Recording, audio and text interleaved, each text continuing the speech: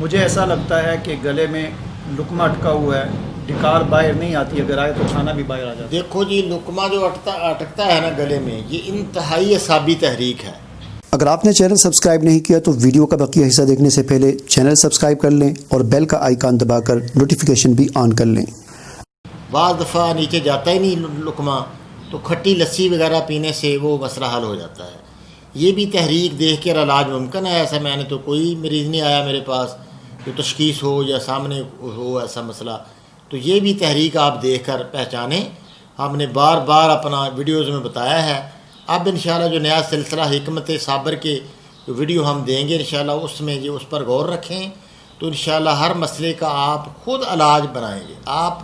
ہم چاہتے ہیں کہ ہمارا ہر بھائی حکیم ہو جائے، وہ چلو اپنی بیماریاں سمجھے، کم سے کم اپنی بیماریاں سمجھ کر علاج کرے، تو انشاءاللہ اس پر غور رکھیں۔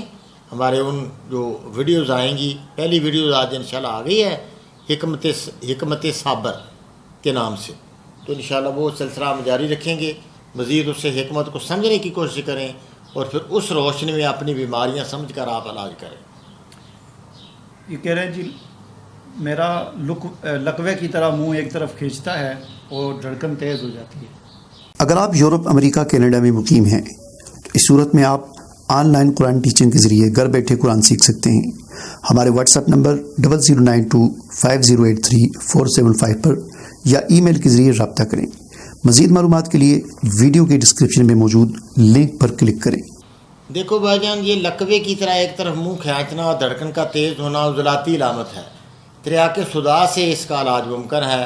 تریاق صداع بارہا ہم نے بتایا ہے کہ اجوین دیسی 100 گرام اور اس میں جو سنا مکی 100 گرام اور 25 گرام نمک سفید، اس کو باریک کر کے آدھی چمچی صبح دوپہر شام کی جائے، اس سے کھچاؤ بھی دور ہو جائے گا۔ اور وہ کھٹی چیزیں منع کریں، خوراک نمبر 2، 3 بالکل منع ہے، یہ استعمال نہ کی جائے۔